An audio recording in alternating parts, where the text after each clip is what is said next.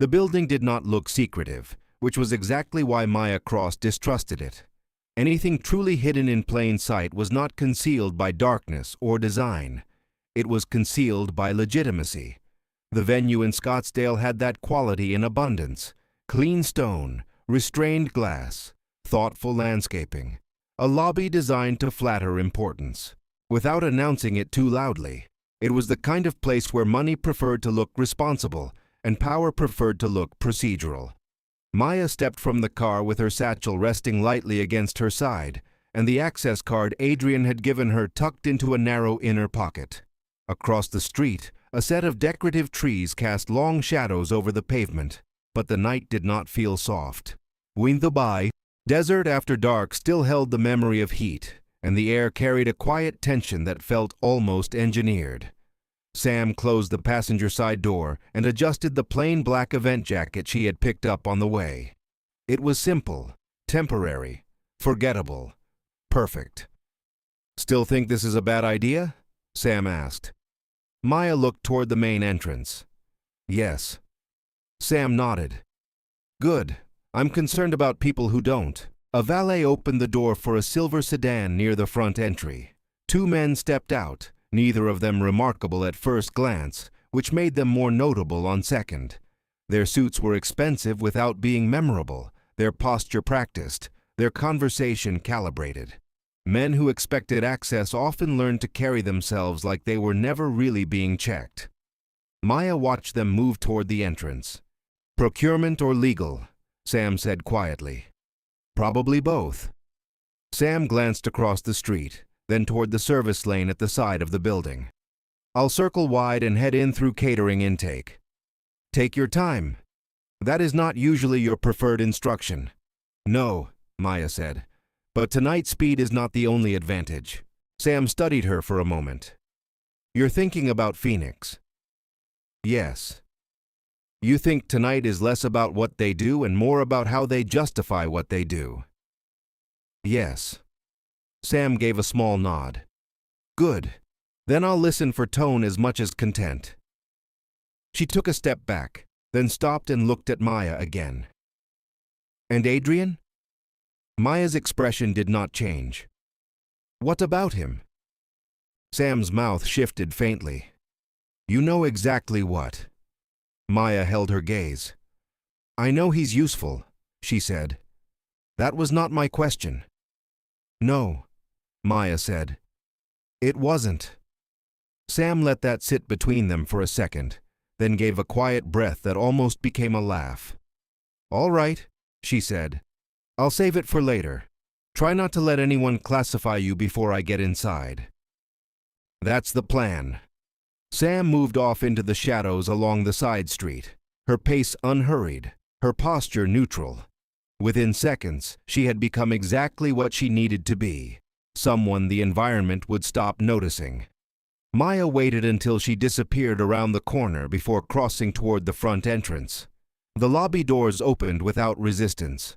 Cool air met her immediately, controlled and expensive. A discreet sign near the host stand read, "Civic Continuity Advisory Roundtable Private Event." Nothing about it sounded operational. Everything about it was. A woman at the reception stand glanced up with the smooth, efficient smile of someone trained to recognize access rather than faces.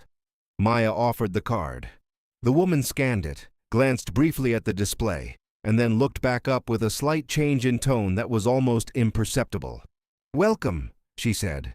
"The session is in the Solstice Room, down the west corridor." Maya took the card back. "Thank you." The woman hesitated for just a moment, then added, "You may want to head in now. They're beginning with preliminary framing." That phrase landed cleanly. Not opening remarks, not introductions. Preliminary framing. Maya gave a polite nod and moved down the corridor. The hallways were softly lit and acoustically managed in the way high-end venues preferred. Carpet absorbed footfall. Art on the walls was abstract and reassuringly expensive without demanding actual attention. Everything about the space was designed to suggest discretion rather than secrecy. The Solstice Room doors stood open. Inside, 24 people sat around a large rectangular table, with another half-dozen positions slightly outside the central. Arrangement in observer or support roles. No one wore anything resembling a uniform. Authority here had no interest in looking official. Maya paused at the threshold for only a second. Adrian was already inside. Of course he was. He stood near the far side of the room, speaking quietly to a woman in her late 50s, whose posture suggested legal intelligence rather than legal formality. She was not beautiful in any conventional sense, but she had the unmistakable aura of someone who had spent years deciding which risks would be named, which would be minimized, and which would be translated into language others could survive politically. Adrian looked up as Maya entered. It was only a moment, but it was enough. His attention shifted to her with a degree of immediacy that he did not bother hiding quickly enough. Not alarm, not surprise, recognition, assessment. And beneath that, something narrower and more personal than professional recalculation alone would explain. Then it was gone. He broke from the woman beside him and crossed the room with measured calm.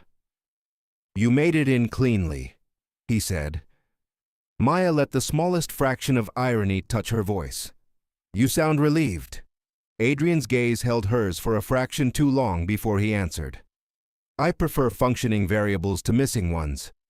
That's almost human." His mouth shifted slightly. "I try not to overdo it."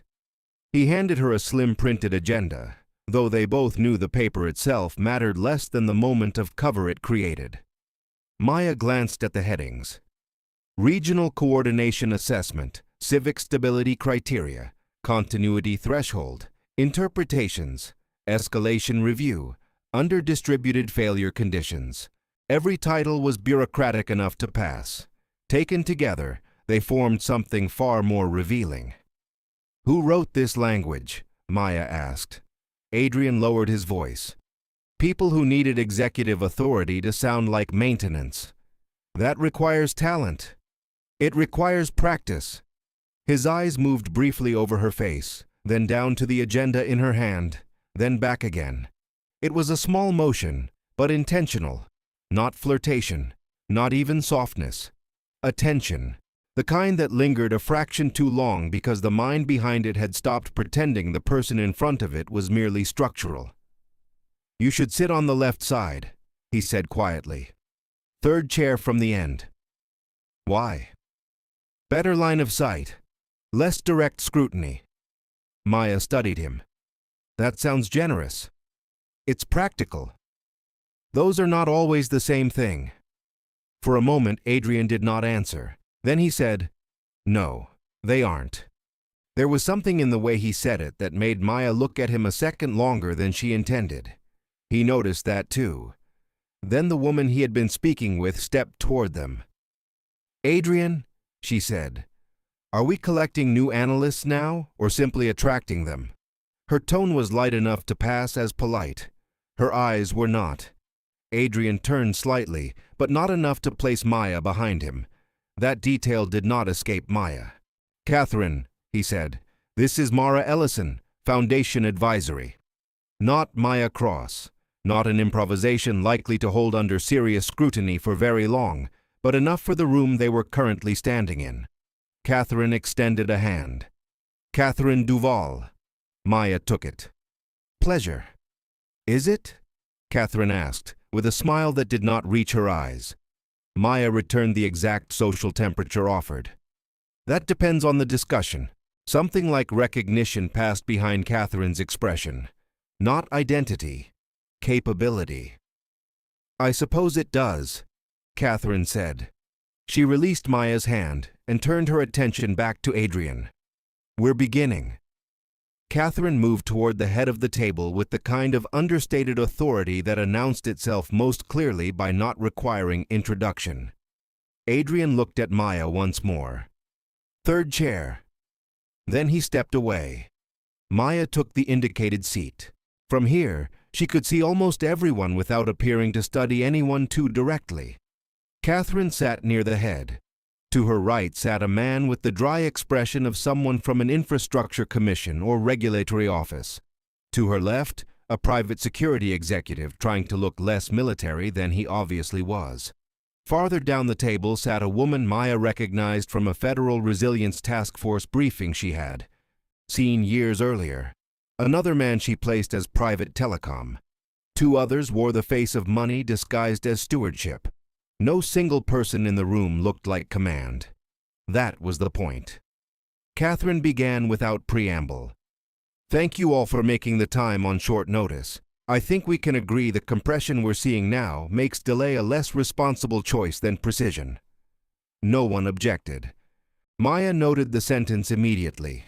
Delay had been recast as irresponsibility before the event itself had even been named. That mattered. Catherine continued. What we need tonight is not panic, not procedural clutter, and certainly not ornamental caution. We need alignment on threshold interpretation before public-facing systems begin applying slower frameworks to faster-moving conditions. That line was better, cleaner, more dangerous. The man from infrastructure nodded faintly. The difficulty remains the same. If external visibility outpaces classification, every ordinary channel starts improvising in parallel. Yes, Catherine said. And parallel improvisation under uncertainty tends to produce legitimacy conflicts. Legitimacy conflicts. Maya could almost hear Phoenix humming underneath the phrase. A woman near the center of the table spoke next. Where are we on regional validation dependencies? Not if they existed. Where they were. Adrian answered before Catherine did. Stable, with one recent irregularity now interpreted as local integrity noise rather than structural disruption. Maya did not look at him immediately, though every part of that answer mattered. That was how he had described Phoenix, not as interference, not as breach. Local integrity noise, which meant he was protecting the room from knowing what had really happened, or at least from naming it accurately. Catherine nodded once. And you're confident the irregularity is not meaningful? Adrian replied with exactly the right amount of caution. I'm confident it has not altered broader validation readiness. Not fully honest, not fully false. Maya felt it then, more clearly than before. Adrian was not just playing proximity to power. He was now also managing what the room understood in order to preserve some narrower path that did not yet exist. And that, for the first time, made his danger more complicated. Catherine folded her hands. Good. Then let's stop treating this as a technical matter, disguised as an interpretive one. It is interpretive first.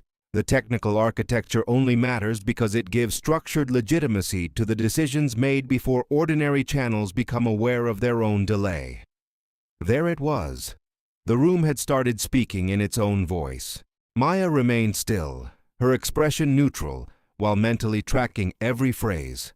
The telecom executive spoke. External conditions are still too diffuse for direct escalation language. Yes, Catherine said. That is why we are not discussing escalation language. A quiet ripple of acknowledgement moved through the room. The private security man leaned forward. Then what exactly are we aligning tonight? Catherine did not smile. Responsibility, she said. Specifically, responsibility for determining when a situation is no longer best served by procedural innocence. It was the most honest line spoken so far. Maya felt the shape of the room sharpen around it. Not one person objected to the premise. Not one asked who had granted them the authority to define such a threshold. They were past that. The room existed precisely because everyone present had already accepted that authority as either necessary, inevitable, or too useful to challenge. A hand lifted 2 seats down from Maya. The speaker was an older man with the polished understatement of someone who had spent years around national infrastructure committees without ever becoming publicly visible enough to be blamed for anything memorable. The concern, he said, is not whether the threshold exists. The concern is premature, framing. If public systems begin responding inside an unstable classification window, we inherit their confusion whether or not we agree with it. Catherine nodded. Which is why tonight is not about response. It is about precedence. Maya wrote that word down on the edge of the printed agenda. Precedence. not response, not continuity, precedence. Across the table, Adrian's gaze touched her notes for half a second before lifting again. There was no expression in it she could name cleanly, but there was awareness of her mind, not just her presence. And again, that quiet, unwanted possibility appeared. He was no longer simply tracking the room. He was tracking her inside it. Catherine turned to the woman from the Resilience Task Force. "Elaine, where are you on public infrastructure tolerance?" Elaine adjusted her glasses slightly.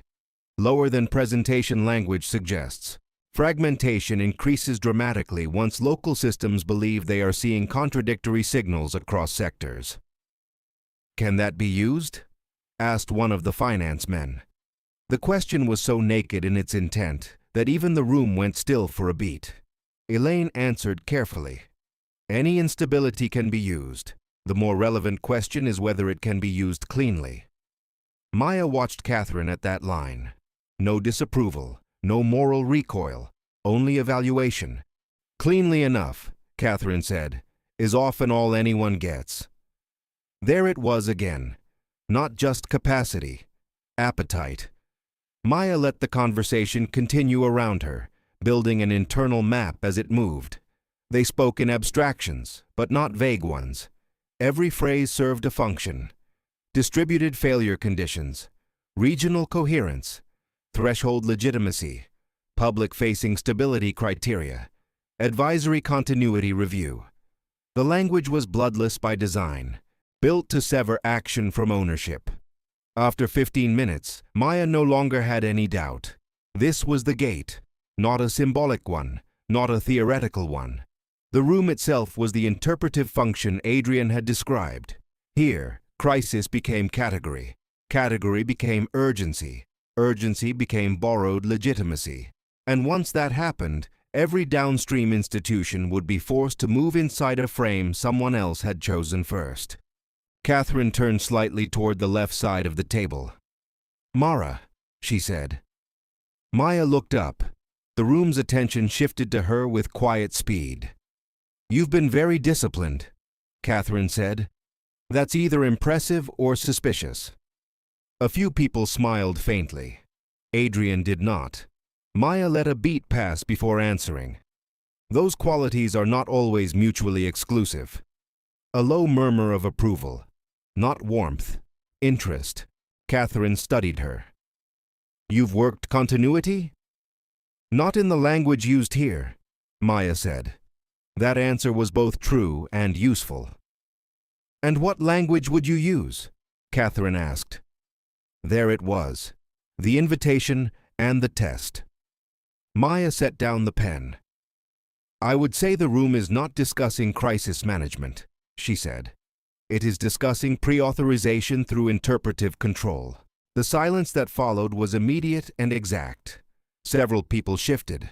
One of the finance men looked openly annoyed. Elaine from the task force went very still. The telecom executive stared at Maya with the discomfort of someone who had just heard the machinery described too plainly. And Adrian? Adrian did not move at all, but his eyes were on her in a way that made it suddenly clear he had not wanted her to speak unless she was prepared to change the room. Catherine's expression became unreadable. "That is a pointed formulation," she said. "It is an accurate one." "Accurate according to whom?" "According to the logic already being used," Maya said. "The room is not waiting to understand an event.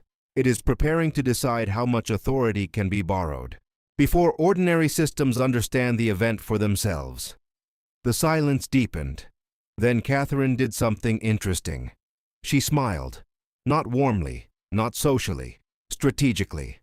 "That," she said, "is either unusually perceptive or unusually reckless." Maya held her gaze. Again, not always mutually exclusive. This time, a faint sound came from Adrian, not a laugh. Closer to the brief release of breath someone makes when a result they expected to be dangerous arrives exactly as predicted. Catherine's eyes flicked toward him for a fraction of a second. She noticed everything. The private security executive leaned forward. "Who invited her?" The question landed too sharply to be casual. Adrian answered before Catherine could. I did. Every eye that mattered turned. Catherine looked at Adrian with cool attention. That is useful to know. He met her gaze. I thought so. Maya felt the room changing. Until now, she had been a question. Adrian's answer had just made her relational. That cut both ways. Catherine folded her hands again. Then perhaps Adrian can explain why he believed an outside perspective would improve a room explicitly convened to reduce interpretive noise. Adrian remained calm, but Maya could see the new pressure line now. Not fear, exposure. Because rooms like this, he said, have a tendency to confuse internal fluency with conceptual precision.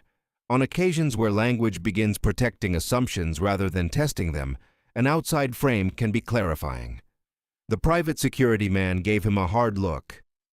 That sounded rehearsed. No, Adrian said. It sounded necessary. Maya did not miss the risk he had just taken, nor did Catherine. Interesting, Catherine said softly. The telecom executive cut in. We are not here to indulge academic objections. If the classification window collapses before we stabilize threshold language, public systems will produce exactly the legitimacy conflict we are trying to avoid. And who appointed this room the custodian of legitimacy? Maya asked. That one landed harder. No one answered immediately because there was no answer that didn't reveal too much. Finally, Catherine said, No one appoints necessity. Maya met her gaze. That is a sentence people use when they want authority to sound like weather. A few faces tightened. Elaine looked down. One of the finance men made a note he did not want anyone to see. Catherine's voice remained calm. You are intelligent enough to know that institutions fail under speed. Yes, Maya said. And some people spend too much time near institutional failure and begin treating unaccountable acceleration as virtue. This time the tension in the room became visible enough to feel. Adrian spoke quietly. Catherine. He did not say it as interruption. He said it as warning. She looked at him. Do you have a procedural concern? No, he said. That was not reassuring. Maya saw something then she had not seen before. Beneath Adrian's control, beneath the elegance and the discipline and the studied ambiguity, there was tension that had become personal. Not because she had endangered the operation, because she had placed herself in direct contact with people he knew too well, in a room he understood too clearly, and some part of him now cared how that contact resolved. That did not make him safe, but it made him legible in a new way. Catherine stood. That ended the conversational phase immediately. We'll take 10 minutes, she said, then resume with threshold scenarios. Chairs shifted. Quiet conversations began. Water glasses moved. The room broke into low clusters with almost military smoothness. Adrian was at Maya's side before the others fully dispersed. That was earlier than I expected, he said under his breath. You expected it? I expected you to understand the room. That wasn't my question. For once he looked almost impatient. No, I did not expect you to force the issue this quickly. Then your expectations were miscalibrated.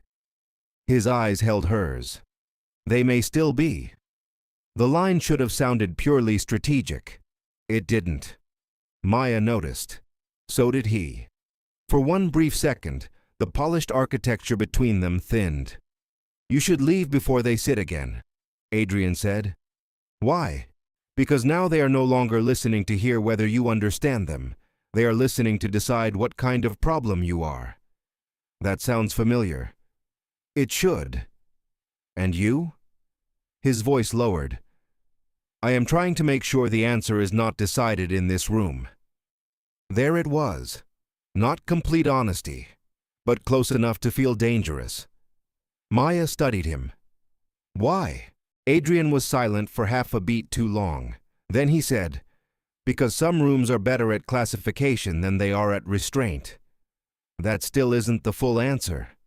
No, he said quietly. It isn't. Before Maya could press him, Sam's voice came through the small earpiece hidden beneath Maya's hairline. Two things, Sam said softly. First, I hate catering corridors. Second, Catherine. Duval's assistant just made a call using the phrase, contain the external analyst before second alignment. I'd leave now. Maya kept her expression unchanged. Adrian saw the micro-shift in her face immediately. Sam? Yes. He nodded once, almost to himself. Good. Maya stared at him. You say that like you were worried. I was. The directness of it caught even him. He looked away first. That, more than the words themselves, told Maya what she needed to know. Not everything, but enough. Service corridor west side, he said. There's a secondary exit past the staging alcove. Catherine's people will think in terms of front channel management first. You've done this before? Yes. With me in mind? That stopped him. Only briefly but cleanly. When he answered, his voice had lost some of its armor. No, he said. Not until tonight. Maya held his gaze for 1 second longer than she should have. Then she stood. Across the room, Catherine was watching them now. Not obviously, not theatrically, but with a kind of stillness that made movement around her start to look like evidence. Adrian stepped aside, not blocking Maya's path and not fully separating from it either. Go, he said quietly. Maya did not thank him. There were too many things packed into the moment for gratitude to survive intact. She crossed the room at a measured pace, neither hurried nor casual, passing clusters of low conversation that stopped just slightly too soon as she moved by. She reached the door without challenge. The hallway outside was cool, controlled, and almost silent. Left, Sam said in her ear. Then through the service door with the silver push bar. I'm 30 feet ahead. Maya moved. Behind her, the solstice room doors opened again. Footsteps, not running, moving with purpose. Now faster, Sam said. Maya turned the corner and pushed through the service door into a narrower corridor, lined with stacked chairs, linen carts, and temporary lighting cases. Sam emerged from the far end, pulled off the event jacket, and tossed it into a laundry bin without breaking stride. Tell me you got enough, Sam said. I got the room. That bad? Yes. They moved together down the corridor toward the secondary exit Adrian had identified. Behind them, voices entered the service hall. Not great, Sam muttered. The exit door opened onto a side drive behind the venue, where delivery vans and staff vehicles sat under muted security lights. The night air hit them hard after the controlled cold inside. A black town car idled 20 yards away. Sam stopped. That's either very helpful or very bad. The rear passenger door opened. Adrian stepped out. Of course he did. He crossed toward them quickly, no longer performing calm with the same perfection. You need to leave the district, he said. Now. Sam stared at him. And you thought arriving in a mysterious car would help with trust? No, Adrian said. I thought speed would. Maya studied him. What changed? Catherine did not like your formulation. That makes two of us, Catherine's voice said from behind them. They turned. She stood in the open service doorway, not alone. Two men remained just behind her, dressed like administrative security, but moving like people trained to intervene before conflict became public. Catherine's expression was composed. You're forcing the wrong ending too early, she said. Maya faced her squarely. No, I'm refusing the one you planned.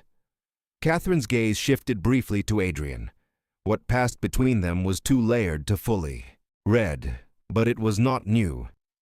So that is where your judgment finally failed, she said. Adrian's voice was flat. No, that is where yours became too confident. For the first time all night, something colder than intellect touched Catherine's face. You always did mistake fascination for discernment. The line was aimed at Adrian, but Maya felt it hit the space between them all the same. Adrian took one step forward. "And you always mistook language for legitimacy." Catherine smiled faintly.